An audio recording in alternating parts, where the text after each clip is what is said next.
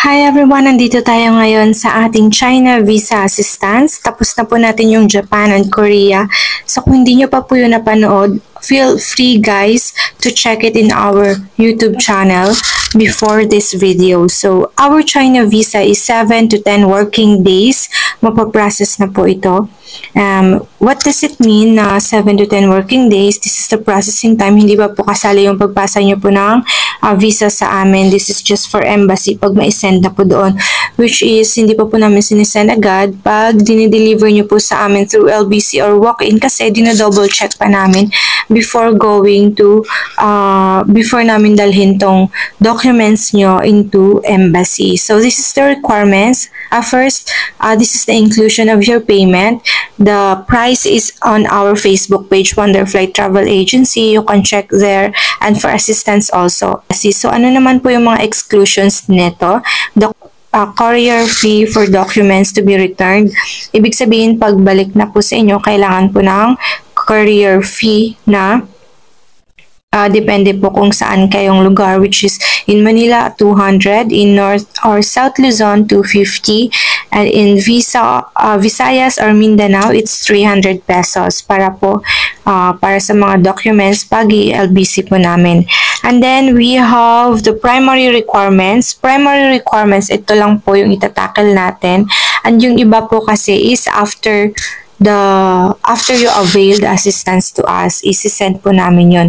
So, our primary requirements, first po dyan is the Philippine passport with at least 6 months validity. So, make sure that the page 3 is signed and old Philippine passport. If new passport only, if cannot find old passport, if never had a passport before, embassy requires an explanation letter. Then we need a photocopy of the passport or bio page, the page 2, an emergency contact page, which is in the last page. Kailangan nyo po yun i-photocopy. Then photocopy of previous China visa kung meron. Kung wala, it's okay. Then the photocopy, if meron pa po kayo napuntahang ibang bansa na visa like the USA, Canada, UK, Shenzhen, Japan, Australia, New Zealand, and Korea, or many more. So 4 pieces colored. We need also the 4 pieces colored photo Chinese visa size.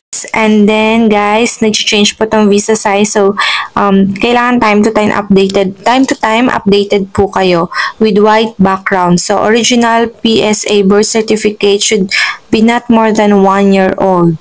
And the original PSA marriage certificate, if applicable, should be not more than 1 year also. Type, written and signed application form, yan po ay isi-send po namin. And then, day-to-day itinerary, hotel voucher, and airline tickets, kung meron na po. So, we have also the financial requirements, kailangan po yun. The additional requirements if employed naman, kailangan po yung mga original signed certificate of employment. And then we have the additional requirements if business owner naman kayo. So, kailangan i-provide nyo na yung mga business permit nyo po. And the additional requirements for professionals, the photocopy of PRC card or IBP card. The additional requirements for student also is the original copy of school certificate or school ID. So, yan po yung ating China visa requirements.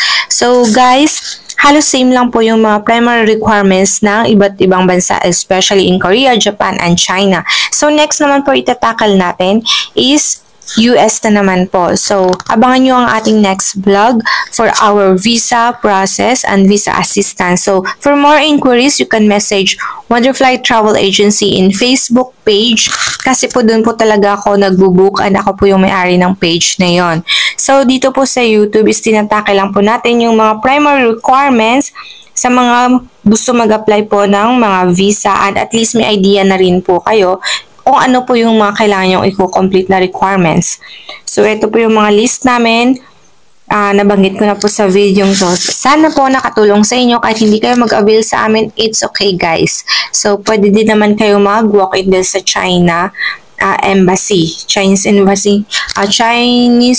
embassy here in the Philippines. So, that's all for today's video. See you on our next vlog. See you on our visa assistance requirements. Goodbye everyone. Thank you for watching.